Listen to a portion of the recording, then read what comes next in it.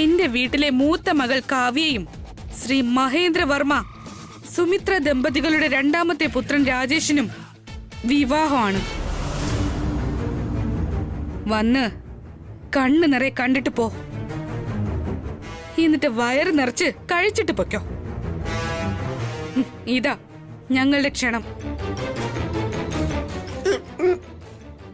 നിന്റെ ഏട്ടനോടും പറഞ്ഞു, ഇപ്പൊ നിന്നോടും പറയുക. ഇനി എന്റെ കുടുംബക്കാരുടെ ദേഹത്തെങ്ങനെ തൊട്ടാ നിങ്ങളുടെ പണവും പ്രശസ്തിയും ആൾബലവും അധികാരവും ഒന്നും തന്നെ നിങ്ങളെ രക്ഷിക്കാൻ പറ്റിയെന്ന് വരില്ല.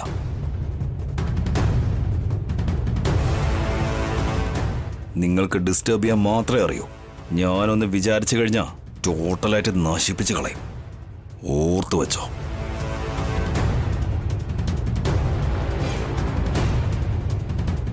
ഏട്ടൻ പറഞ്ഞത് മനസ്സിലായില്ലേ? രണ്ടാമത് പറയുന്ന ശീലമൊന്നും എന്റെ ഏട്ടനില്ല. നീയും ഒരു സ്ത്രീയാണെന്ന് കരുതി സഹതപിച്ച് പറയാ. ആരെങ്കിലും കല്യാണം കഴിച്ച് അയാളുടെ വീട്ടിലേക്ക് പൊക്കോ. ഇനിയും ഞങ്ങളുടെ കാര്യത്തിൽ ഇടപെട്ട മുകളിലേക്ക് പോകേണ്ടി വരും.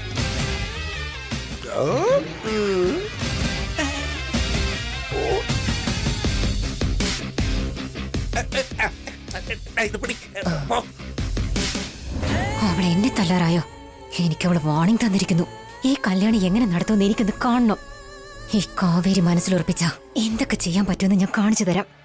എന്തിനാ മാഡം വെറുതെ ഒരു പ്രശ്നം? ഓൾറെഡി MLA സാറ് തോറ്റുപോയതാ. മാഡം അവരങ്ങ് വിട്ട് കളഞ്ഞേക്ക്. വസുന്ധര മാഡം പറഞ്ഞതുപോലെ വേറെ ആരെങ്കിലും കല്യാണം കഴിച്ചിട്ട്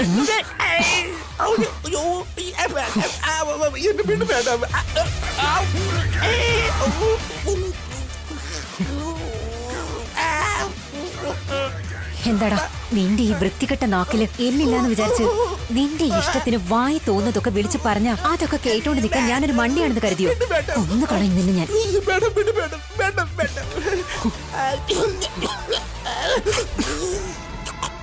എനിക്ക് കിട്ടാത്തത് വേറെ ആർക്കും കിട്ടാൻ ഞാൻ സമ്മതിക്കില്ല. എന്റെ കുട്ടിക്കാലം മുതൽ ഈ പ്രായം വരെ ഞാൻ അങ്ങനെ തന്നെ വളർന്നത്. എതിരെ വന്നവരെയൊക്കെ ഇല്ലാതാക്കിയിട്ടുണ്ട് ഞാൻ. ആ അഭിരാമിനെ എനിക്ക് സ്വന്തമായി വേണം. അതിന് തടസ്സമായി നിൽക്കുന്ന വസുവിനെ എനിക്ക് ഇല്ലാതാക്കിയേ പറ്റൂ. അതിനു വേണ്ടി ഞാൻ എന്ത് വേണമെങ്കിലും ചെയ്യും. ഈ കല്യാണം മുടക്കുന്നതല്ല. വേണ്ടി വന്ന ആ വസുവിനെ കൊല്ലാൻ പോലും ഞാൻ മടിക്കില്ല. അഭിരാമിനെ എനിക്ക് സ്വന്തമാക്കിയേ പറ്റൂ. അഭിരാം അല്ലാതെ എന്റെ ജീവിതത്തിൽ മറ്റൊരു പുരുഷൻ ഉണ്ടാകില്ല, അതുറപ്പാണ്.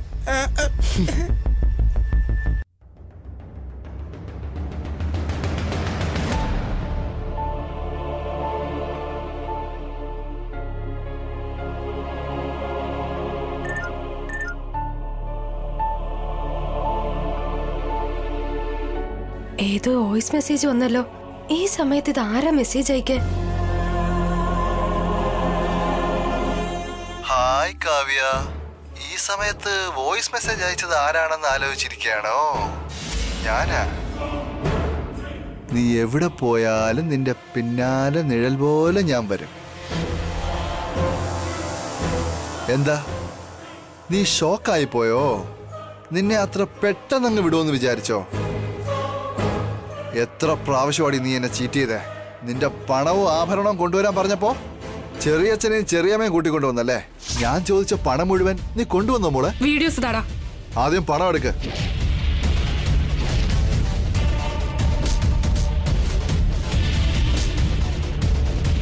ഇപ്പോഴും അതേ പണിയാ നീ ചെയ്തേ. എന്നെ കണ്ട നിനക്കെന്താ ഒരു മണ്ടനായിട്ട് തോന്നുന്നുണ്ടോ? എന്നെയോ അടിച്ച് എന്റെ ഫോണും നശിപ്പിക്കാൻ ശ്രമിച്ചാ എവിഡൻസ് ഇല്ലാതാവൂന്ന് വിചാരിച്ചോ? ഒരു ഫോൺ പോയാ ഞാൻ മറ്റൊരു ഫോൺ വാങ്ങും. നമ്മുടെ കുളിരണിയിക്കുന്ന നമ്മുടെ കൈപ്പേറിയ ഓർമ്മകൾ ആ നശിച്ചു പോയ ഫോണിൽ മാത്രമല്ല, എന്റെ കയ്യിലുള്ള മെമ്മറി കാർഡില് നല്ല ഭദ്രമാക്കി വച്ചിട്ടുണ്ട്. നീ എന്നെ 2 തവണ പറ്റിച്ചു അല്ലേ?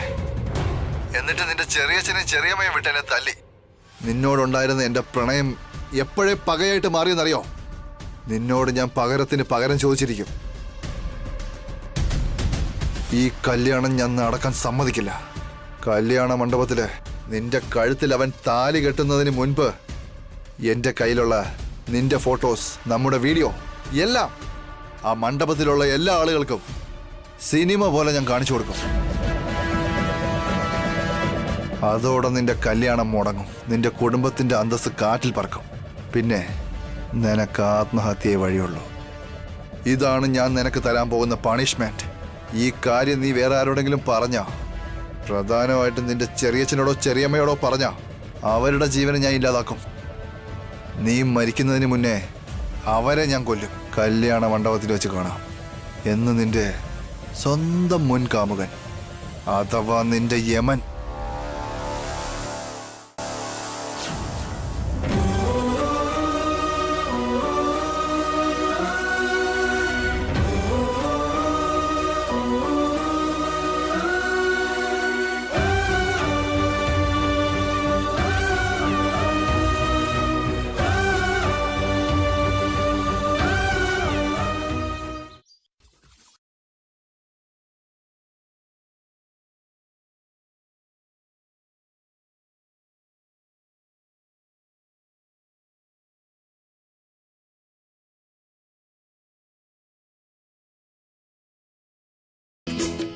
അഴകും വനിയിൽ ഒരു നാൾ ഞാൻ വരും.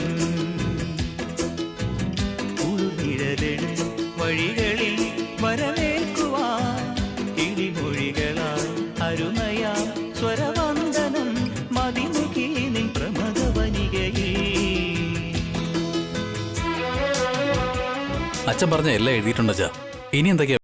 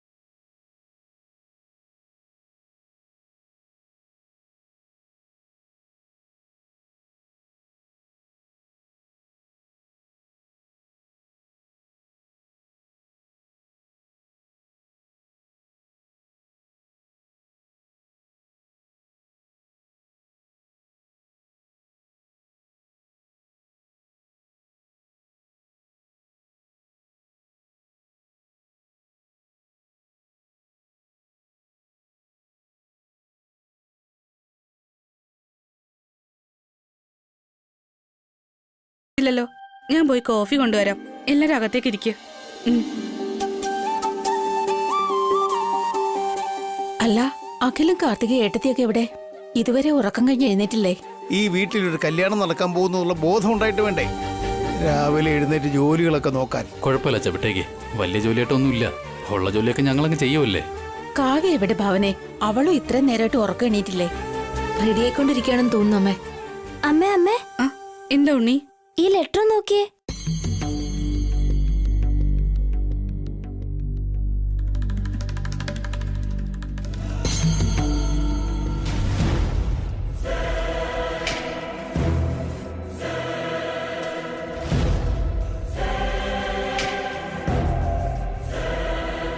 എന്താ വസുന്ധരെ?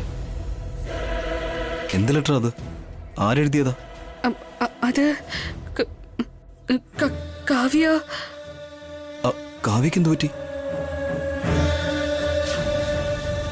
കാവ്യ ചേച്ചി വീട്ടിൽ നിന്ന് ഇറങ്ങിപ്പോയച്ചാ. വാട്ട്?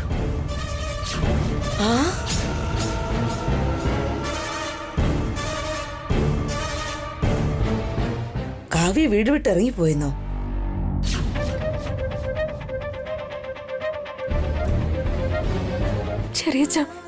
ചെറിയമ്മ, എന്നോട് ക്ഷമിക്കണം. എനിക്ക് ഈ കല്യാണം കഴിക്കാൻ പറ്റില്ല. രാഹുൽ എന്നോട് പ്രതികാരം ചെയ്യാൻ നോക്കി നടക്കുക. എങ്ങനെയെങ്കിലും എന്റെ കല്യാണം മുടക്കി നമ്മളെ അപമാനപ്പെടുത്തുമെന്ന പറയുന്നത്.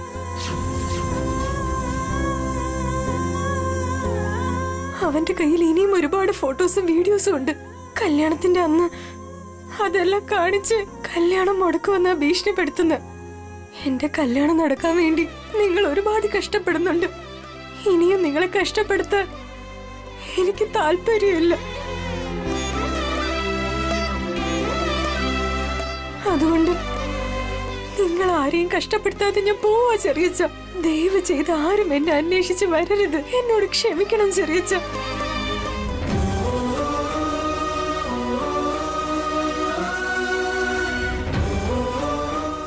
എന്തിനാട്ടാ കാവ്യ ഇങ്ങനൊരു കടുങ്കൈ ചെയ്തത്? രാത്രി മുഴുവനും നമ്മൾ ധൈര്യം കൊടുത്തതല്ലേ, പിന്നെന്തിനാ അവൾ ഇങ്ങനെ ചെയ്തേ?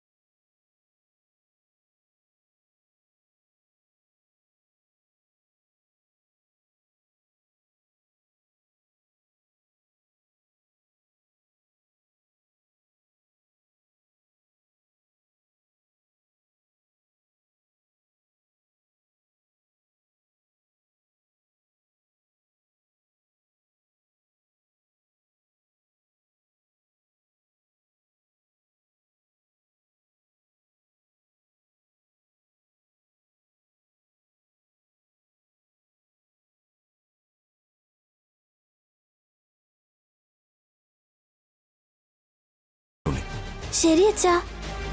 ഈ കാര്യം എത്രയും പെട്ടെന്ന് അഖിലിനെ കാർത്തിക് അറിയിക്കണം.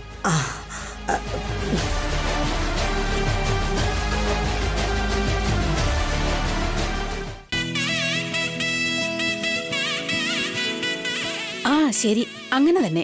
വേഗം ഇങ്ങോട്ട് വന്നോളൂ. എല്ലാരും വീട്ടിൽ തന്നെ ഉണ്ട്. ഞങ്ങള് നിങ്ങളെ കാത്തിരിക്കുക. ആരാ ജയന്തി? ചെക്കന്റെ വീട്ടിലെ മുത്തശ്ശിയ. അവർക്ക് ഒരുപാട് നല്ല സമ്പ്രദായങ്ങളും ആചാരങ്ങളും ഒക്കെ ഉണ്ടേട്ടാ. എന്താ കാര്യം അമ്മേ? നമ്മുടെ കാവ്യക്ക് മഞ്ഞൾ നീരാട്ട് ചടങ്ങ് നടത്തണമല്ലോ. അതിനുശേഷം കല്യാണത്തിന് ധരിക്കാനുള്ള മന്ത്രകോടി ചെക്കന്റെ വീട്ടുകാർ കൊണ്ടുവരുമെന്നാ പറഞ്ഞത്. അത് നല്ലൊരു കാര്യം അമ്മേ. ഇന്നലെ അമ്പലത്തില് സീതാരാമന്മാരുടെ കല്യാണവും നടത്തിയിരുന്നു. പട്ടുസാരി എടുത്തോണ്ട് ചെക്കന്റെ മുത്തശ്ശിയും ഏട്ടത്തിയും അമ്മയും കുറച്ചു നേരത്തിനകം നമ്മുടെ വീട്ടിലേക്ക് എത്തും.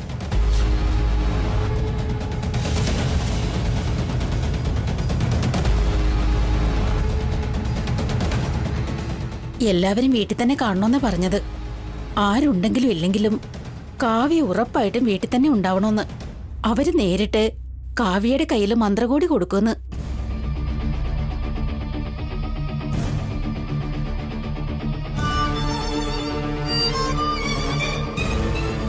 ഈ ഒരു സമ്പ്രദായത്തെ പറ്റി ഞാൻ ആദ്യമായിട്ടാ കേൾക്കുന്നേ അമ്മേ. കല്യാണ സാരി കൊടുക്കുന്നത് വരെയൊക്കെ എനിക്കറിയാം. പക്ഷെ ചെറുക്കന്റെ വീട്ടുകാര് മഞ്ഞൾ നീരാട്ട് നടത്തുന്നതൊക്കെ ആദ്യമായിട്ടാ കേൾക്കുന്നേ. ഓരോ ദേശത്തും ഓരോരോ ആചാരങ്ങൾ. അവരത്രയും ആഗ്രഹിക്കുമ്പോ നമ്മളെന്തിനാ വെറുതെ എതിർക്കുന്നേ? കാവ്യ എവിടെ വസു?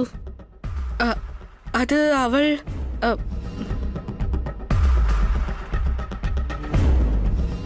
അമ്മേ, കാവ്യ കാവ്യ ചേച്ചി അമ്പലത്തിൽ പോയിരിക്കാം മുത്തശ്ശി.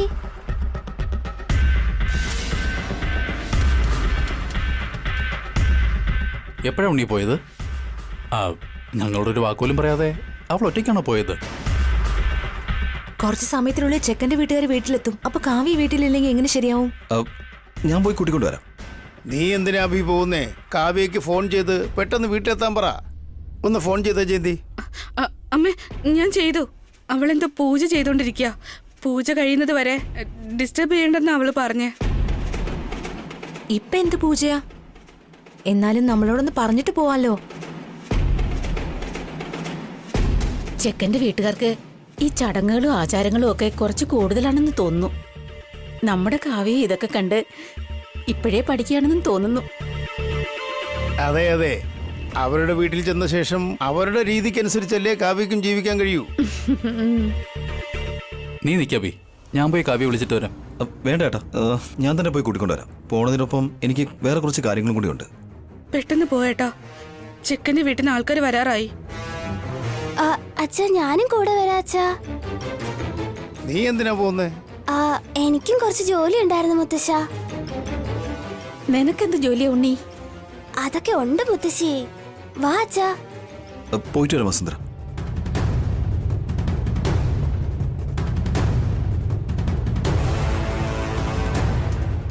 എന്തായി പറയുന്നേ? സത്യമാണോ ആന്റി? നിങ്ങൾ രണ്ടുപേരാണ് സത്യം. കാവ്യ വീട് വിട്ട് ഓടിപ്പോയടാ. കള്ള സത്യം ചെയ്ത് ഞങ്ങളെ കൊല്ലം നോക്കണം നാളെ. ഞങ്ങൾ രണ്ടുപേരെയും കള്ള സത്യം ചെയ്ത് കൊല്ലാൻ നോക്കുകയാണോ ആന്റി? അല്ലടി, ഞാൻ പറയുന്നത് 100% സത്യ. കാവ്യ ഈ വീട്ടിലില്ല, എങ്ങോട്ടോ പോയി. കല്യാണോട്ട് അവൾ എങ്ങോട്ട് പോയെന്നായി പറയുന്നേ? അവൾ എന്തിനാ വീട് വിട്ട് പോയത്? അതൊക്കെ ഇപ്പൊ എന്തിനാ അറിയുന്നത്? അവൾ ഈ വീട് വിട്ടു പോയി. ഇനി കല്യാണം നടക്കില്ല. ആഭരണങ്ങൾ മുഴുവൻ നമുക്കാ. അതെല്ലാം കടയിലേക്ക് തിരിച്ചു കൊടുത്ത് അവരുടെ അടുത്ത് കാശ് വാങ്ങിച്ച് നമുക്ക് അമേരിക്കയിലേക്ക് പോകാം. രാവിലെ കിടന്ന് ജോക്ക് അടിക്കല്ലേ? നിങ്ങൾക്ക് ഉറക്കം തെളിഞ്ഞു കാണില്ല. അതോ കണ്ണും തുറന്നു വെച്ച് ദിവാസ്വപ്നം കണ്ടോണ്ടിരിക്കുകയാണോ? എനിക്കും സെയിം ഡൗട്ട് തന്നെയാ വരുന്നേ. ആന്റി ഇപ്പോഴും ഉറക്കത്തിലാണ്. എന്തായി കാണിക്കുന്നേ? ഇപ്പൊ വിശ്വസിക്കുന്നോ ഞാൻ ഉറക്കത്തിലൊന്നല്ലാന്ന്? അപ്പൊ നുള്ളേണ്ടത് നിങ്ങളെയല്ലേ? എനിക്ക് നല്ല ബോധമുണ്ടടി. നിങ്ങളാ ഞാൻ പറയുന്ന ഒന്നും വിശ്വസിക്കാത്തത്. കാവ്യ ഈ വീട് വിട്ടു പോയത് കൊണ്ട് അബിയും വസും ടെൻഷൻ ആകുന്നത് ഞാൻ എന്റെ കണ്ണുകൊണ്ട് കണ്ടതാടി. ഈ കാര്യം ആരോടും പറയരുതെന്ന് അബി വസുവിനോട് പറഞ്ഞതാ. കാവ്യ അന്വേഷിക്കാൻ ഞാൻ പോവുകയാണെന്നും പറഞ്ഞു. കാവ്യ വീട് വിട്ട് പോയെന്ന് പറയാനായിട്ട് നിങ്ങളുടെ കയ്യിൽ എന്ത് തെളിവാ ഉള്ളത്? തെളിവോ? പോകാൻ നേരത്ത് അവൾ എഴുതി വെച്ചിട്ട് പോയ ലെറ്റർ. അത് അബിയുടെ അലമാരയ്ക്കകത്തുണ്ട്. വാ, ഞാൻ കാണിച്ചു തരാം. വാ വാ.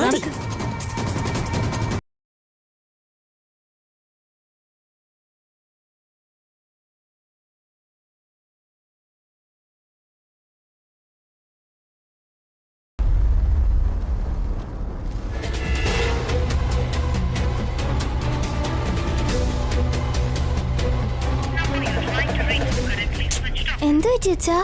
വിളിച്ചിട്ട് കിട്ടുന്നില്ല ഡോണി.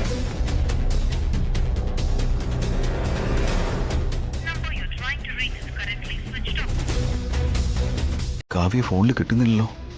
അച്ഛാ നമുക്ക് അങ്ങോട്ടൊന്ന് പോയി ചേച്ചി അന്വേഷിച്ചാലോ? ശരി, നോക്കാം. പിടിക്കും.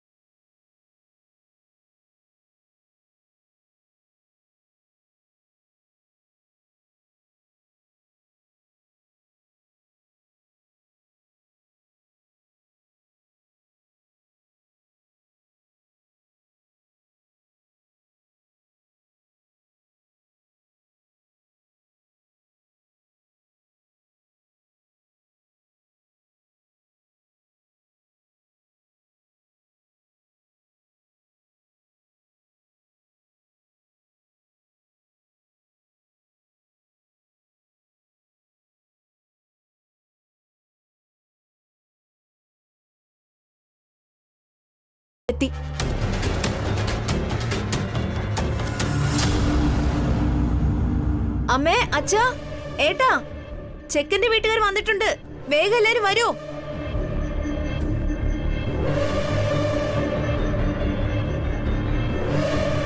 കാവ്യയെ കാണാൻ ചെറുക്കന്റെ വീട്ടുകാർ വന്നു. കാവ്യ അതിന് എവിടെയാ? അവള് വീട്ടിൽ നിന്ന് ഓടിപ്പോയെന്ന് ഞാൻ നിന്നോട് പറഞ്ഞില്ലേ? അബിയേട്ടൻ കാവ്യെ കൂട്ടിക്കൊണ്ടുവരാൻ പോയിന്നല്ലേ ഇളയമ്മ നേരത്തെ എന്നോട് പറഞ്ഞത്? കാവ്യെ കൂട്ടിക്കൊണ്ടു വന്നാലോ? അബി കാവ്യ കൂട്ടിക്കൊണ്ട് വരില്ലേടാ. വരാനും പറ്റില്ല. കാവ്യ എഴുതിയ ലെറ്റർ എന്നെ കാണിക്കാന്ന് പറഞ്ഞിട്ട് കാണിച്ചില്ലല്ലോ. നേരത്തെ റൂമിൽ ബസ് ഉണ്ടായിരുന്നല്ലോ, അതാ. അവള് വന്നപ്പോ തന്നെ ലെറ്റർ എടുത്ത് ഞാൻ അലമാരിക്കകത്ത് വെച്ചു. വന്നവര് പോയിട്ട് ഞാൻ കാണിച്ചു തരാം. ഓക്കെ? നമസ്കാരം മുത്തശ്ശി. നമസ്കാരം.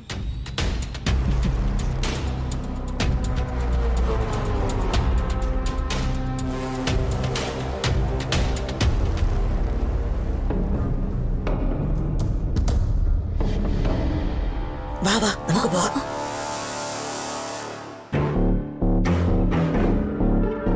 കുടിക്കാൻ എന്താ വേണ്ടത്? കോഫിയോ ചായയോ? ഒന്നും വേണ്ട മോളെ, വീട്ടിൽ നിന്ന് ബ്രേക്ക്ഫാസ്റ്റ് ഒക്കെ കഴിച്ചിട്ടാ വന്നത്.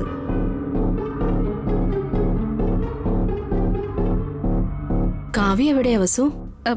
പുറത്തേക്ക് പോയതാ. എന്റെ ഭാവി സഹോദരി എങ്ങോട്ടേക്കാ പോയത്? കാവ്യ അബിയോടൊപ്പം അമ്പലത്തിൽ പോയിരിക്കുക. കുറച്ച് കഴിയുമ്പോ ഇങ്ങെത്തും.